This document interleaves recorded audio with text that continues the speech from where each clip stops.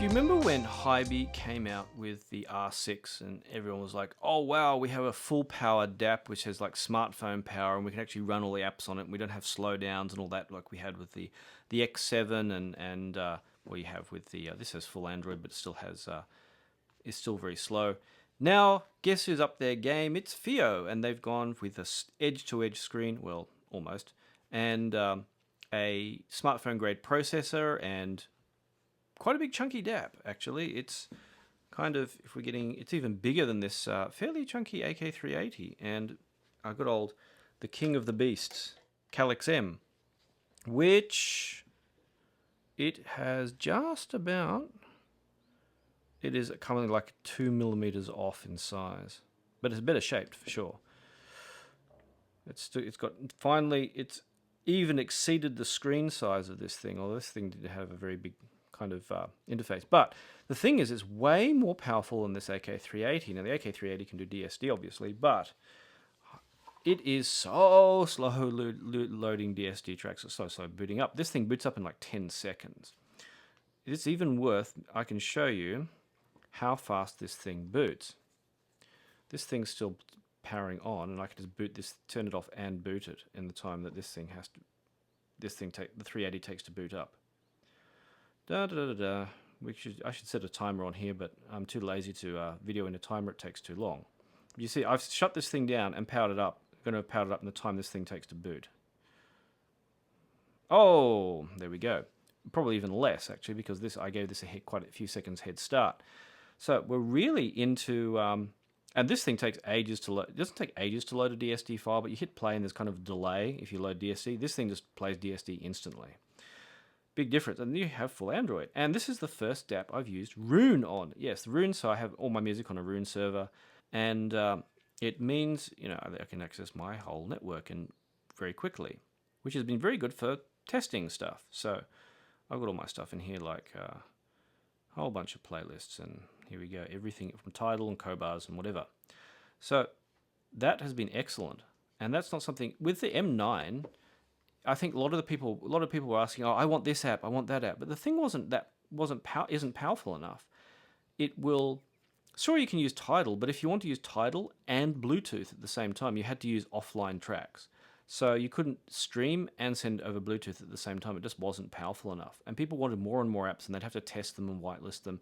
What people wanted really was the M11, and that's here. So here's your M11. The M series is going to replace the X series. So the only thing it suggests that in the future there's going to be something that exceeds the X7 Mark II with amp modules, but the screen on this thing is huge. So I wonder what they're going to do. This is a built-in amp, and thankfully the first one with a built-in 4.4mm jack, and there's a 2.5mm and usual 3.5.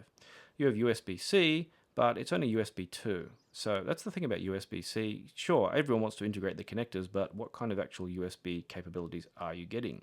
Good question. Now, there are a few extra settings that have come in. If you've used a FiiO DAP, you probably will see, you know, much the same kind of setup, but there are a few that have come in. Now, if you watch the unboxing, you'll see there are gestures.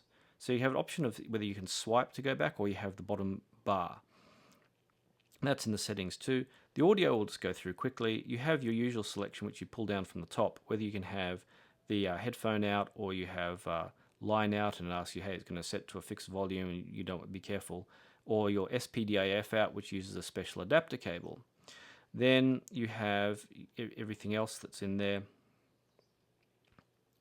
You have high and low gain. You have your filter mode, and this is for the digital filter. These, I think you'll see a thing come up on screen. The digital filters available for AKM range from a standard linear phase filter, which is short delay, sharp roll off, they call it, through to a super slow roll-off filter, which is basically non-oversampling. And the kind of sound effect that you get in that is a very slight sense of the most linear one will give you the widest sound stage and work probably best with acoustic music, whereas you probably want slower filters for things like electronic, which might have very, very sharp and unnatural transients. That's the kind of long story short, but you can play around with those. You tend to get the slower and more delayed filters tend to give you a slightly narrower sound stage. It's not a huge difference, it's kind of subtle, but all the same, it didn't change the sound kind of very significantly, but noticeably if you're paying attention. The interesting thing is you can control the wireless playback quality, what you will output. This is very cool. We saw this on some of the other DAPs I've reviewed, and this was good because of another feature that has come up. Was I wanted to test what each of the codecs sounded like to me, so I used 2 different DAPs, actually 3. I had trouble getting them to actually output via the selected codec, but so in the end I did get a result which was interesting. I'll talk about in a different video.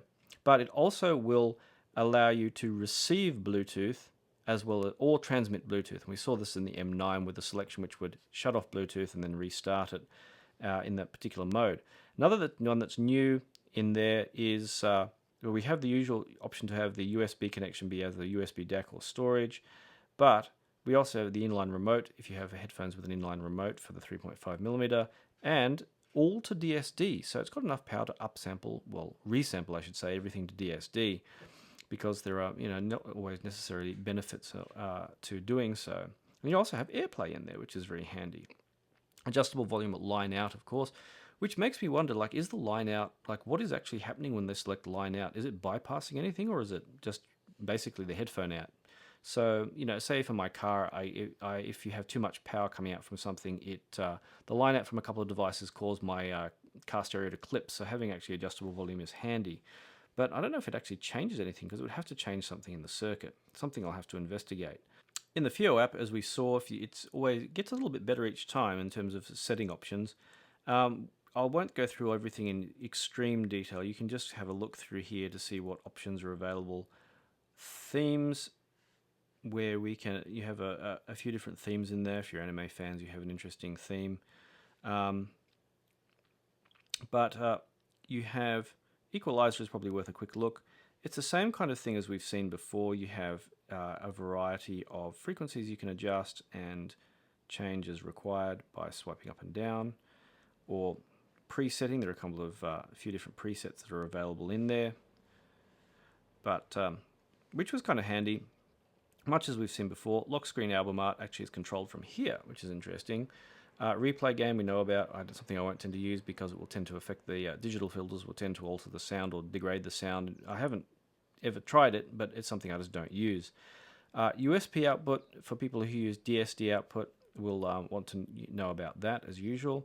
You have the FiiO, I don't know how to pronounce it. Their own kind of wireless protocol is available too, because this is a Chinese product. Wi-Fi music transfer was useful. It sets up a web server on the DAP, and then you can just drag and drop files straight into a browser. I used that a couple of times, and then I couldn't find where the songs had been dropped to, which was kind of amusing. But anyway, I just did a music scan and it kind of found it. So some languages here. Let me just scroll through the languages so people can see what is available if you're viewing from some country other than the USA or England. FiiO Link is a thing where they have their own kind of server client thing for playing music, kind of like Rune, which I was already using. So they have their own thing, because things like, for example, Tidal, while that's really handy to me, in places like China, I don't think they use Tidal, because it's just, they're not going to have the kind of bandwidth for something like Tidal, which is not set up in China, especially over their slow internet. So, interesting thing is, to get to the usual listing of artists and all that, you actually have to tap on local music first, and then you have your usual listing of songs, artists, albums, and you want to see how fast it scrolls and loads. Well, there we go. Not everything has album art in here. Most of it does. So all of it should, but I've been lazy fixing the ones that don't. And the DSD stuff sometimes doesn't. But it runs fast enough. Pretty quickly though. Here we go too. So it doesn't wait till stopping to load. It's actually pretty quick, as you'd expect on something with this kind of speed. And but your usual options are there. Or your sorting options. Then you've got our play screen. And they've always had a good variety of things. Of course, I've been repeating this same track over for some IEM testing lately. Good old favorites. I should add that to the favorites, actually. And in creating playlists, of course. Then you can see this album is actually a bit screwed up because of the artist sorting is screwed up because the different tracks had slightly different artists. And now the now playing list, where you can see all the pretty icons indicating whether it's standard quality or high res or DSD, and I don't think I have this album in DSD though. So it's much the same as we've seen before, and pretty fully featured. I've even used this app on my iPhone. So although it's not quite as good on the iPhone, of course, as here, it doesn't have all the options, but still, I think it's a pretty good app. YouTube. So one of the first requests I got was, can you play YouTube on it? And the answer is kind of yes and no. And this is why I do separate unboxing videos, so people can ask these questions at first. Now, in previous versions, things like the X7, well, that just wasn't going to happen, but you can do YouTube in the browser. And I was watching, for example, Anderson .Paak in his Tiny Desk concert, usually not my kind of music, but an interesting concert all the same. And this revealed an interesting thing, that wasn't quite in sync with the output, either the headphone output or USB output. You could hear the drum hits were slightly off. So that's a kind of a bit of a hit and miss. But the problem that you do have is you can't use the YouTube app, as that requires the Google Play Store. So you can use the browser fine. The other problem I had was this. No working sideways orientation. Well, maybe you can get an app to do that manually, to switch it manually, but I could not get this to go sideways without... I haven't installed an app, so if there's a magic way of doing it, maybe someone else can find it or can investigate that, but some of the rotation apps may be hit and miss depending on the electronics used. So that was that with YouTube, but the interesting thing was that FiiO offers that the DSD upsampling will work with third-party apps as well, so they can have everything output through to the DSD upsampling, which is quite interesting. It's a similar situation with other apps. Because there isn't a Google Play Store, instead you have to sideload the apps. That means you have to download the apps from somewhere like APK Mirror and then install them yourself on a micro SD card. But handily, they do have an application loader, the FiiO app, kind of FiiO app market if you like to call that. You can see the variety of apps that are available here. I've already installed a couple of them. They also have APK Pure App Market app on here, or Cool APK, and a Chinese one which I don't know about. This shows you the variety of apps. I just wish I thought actually to load the APK Pure one, because I forgot about it, downloaded a couple and loaded them myself. But it does make things a little bit more tedious than using like a regular Android phone, given that it's not fully authorized Android.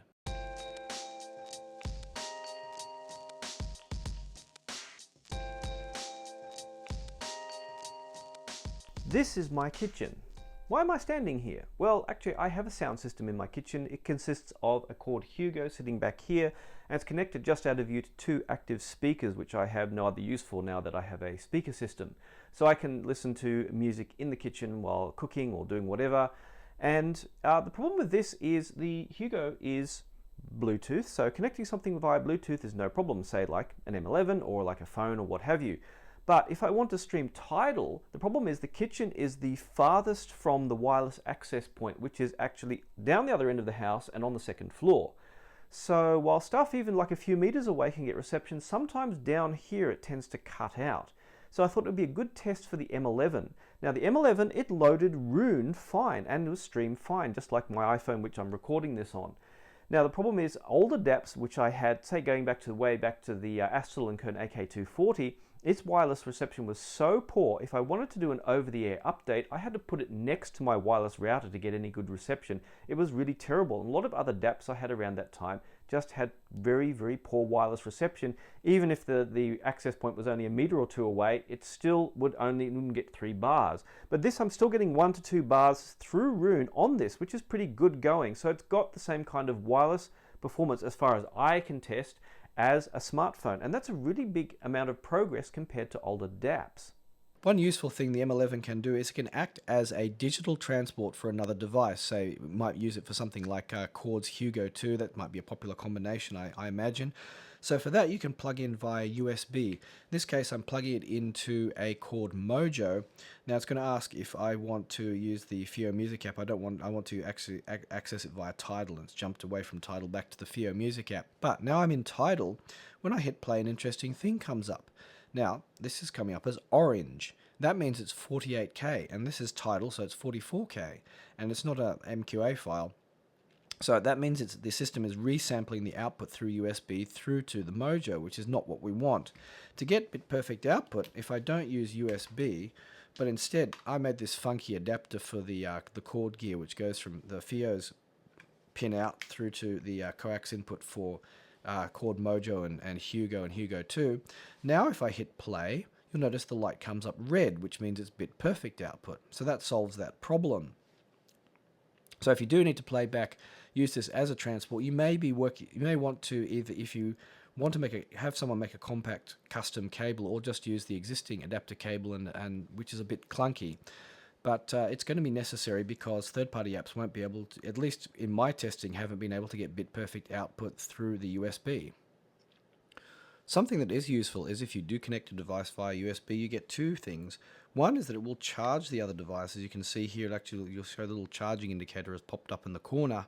But you also see that it can connect external devices and access the contents of them. In this case, you can see this is connected. This Shanling M2X is connected via USB as a storage device, and you can access them from the M11 software if necessary. So if you do connect a device via USB, do know that it will charge it if it's able to. So that could have some effect on the battery life of the M11 if you're playing back via USB, and also the battery life of the other device you're using in that case. You'll be very happy to know that the M11 does an excellent job driving everything from IEMs through to full-sized headphones. Now, I give it a run through with a variety of IEMs and headphones that I have here, including, say, the FiiO's new FH7s, up to the HD6XX and many other headphones. I won't list the full lot. I started with the Campfire Audio Andrometers, which are very sensitive, and they very quickly pick up hiss from devices if you plug them in. So when you plug them in here and start music playing, before the notes start playing, you can hear a very, very tiny amount of hiss in the background. But once music starts playing, that's all completely drowned out, so no issues there.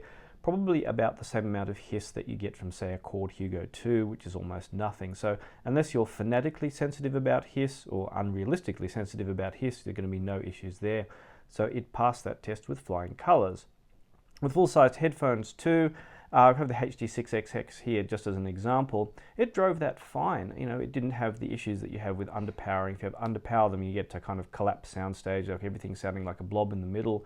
No problems like that with the M11. It produced a very nice soundstage, nice and wide, with good resolution and detail, as much as you can reasonably expect from a kind of $400 to $500 odd DAT. They also drive most planers fine, such as Meze Empyreans. I also have the Focal's Utopias and a few other planers around here. Anything that's not excessively demanding, it's going to drive fine with the output that it has. And you know, I had no issues driving. Again, the Empyreans are fairly easy to drive, as are the Utopias, but everything seemed to be, it drove generally competently. That's a big difference, say, from the old M9, where because of its lack of power, not only does it have not enough power to run a wide variety of apps, but it also very quickly runs out of power when you start turning the volume up. Something to note here is I've included a headphone power calculator on my website, which I'll put a link to in the description. You'll notice if you go from something like 100 decibels, the amount of power for 100 decibels of sound pressure is actually really low, but if you go up to something like 120, it's vastly bigger. And something like 130 is just massive. You start getting into watts with a lot of these low impedance, low sensitivity headphones. So it's a big difference in how loud you listen, and this quickly kind of collapsed as you turn the music up. And whereas the M11 doesn't have such an issue, that unless you're listening at very dangerously loud levels, which of course I would not recommend, it's going to be more than fine driving everything. And if you listen quietly, it's going to be excellent. In terms of actual sound, we're talking about FiiO here, so we're looking at a very kind of even, flat tuned sound, kind of by the numbers, you know, low distortion kind of tuning. Comparing it to other gear, again, of course, we have the M9. This ran at a same kind of sound signature, but you know, it doesn't run out of steam like the M9, as I've already said. I tried the Q5 as well, and just to give one example, the new Verum 1 headphones, of which I'm also going to review. This drove the Verum 1s fine with the AM3A module, but things like once you jumped up to the M11, you got better detail, sound stage, better everything in general, which was interesting to note. So in terms of a value proposition, buying an M11 would be much better value, obviously, than buying the Q5. And in that, the M11 has outvalued the Q5, because with this you don't need you need a DAP or some kind of music source, and with the M11 you don't, and it's not a vastly great amount more. It's less than a couple of $100 more than the Q5, unless it's been discounted more than when I've last checked. So that was a good thing to see as well. Of that sound quality though, it was starting to get up into the high end, I reckon. To jump up from that, you do have to get into vastly more expensive players, such as the good old AK380 or the Cayenne N8 and that kind of thing. Since I mentioned the Mojo before, you're probably wondering, well, how does it sound compared to the M11? Now I used the setup, actually this very setup here, to compare both of them. I plugged in mainly full-sized headphones. Now, it's kind of not much in it, but the Mojo itself has this very slightly warm tuning, and one of its slight compromises to keep it small is that I believe it uses capacitors on the output, which are not always a great thing. But still, it provides a great sense of depth to the music, more so than kind of the M11, which sounds cleaner, clearer, and kind of wider sounding. So there was more into subtle tunings like that, but the M11 sounded kind of maybe slightly flatter in the way it presented music compared to the Mojo. So it's kind of 6 of one, half a dozen of the other, but I still find them very comparable, and both still a bit above things like IFI's XDSD and of course above the Q5, but still in that kind of price range. It depends on the music. I have very good music, as you probably saw in some of the other stuff I was listening to is binaural or very high quality recordings, and that it's kind of more noticeable. But if you're more modern music, you're not going to really notice any difference, I reckon. And still both have excellent headphone and IEM drive. So in terms of value, of course, the M11 kind of exceeds the Mojo. But the tech in the Mojo is arguably superior. So it's kind of 6 of one, half a dozen of the other. It depends what's most appealing to you. But it still shows that this, to my mind, is a heck of a bargain at the price they're asking for the sound quality that you get.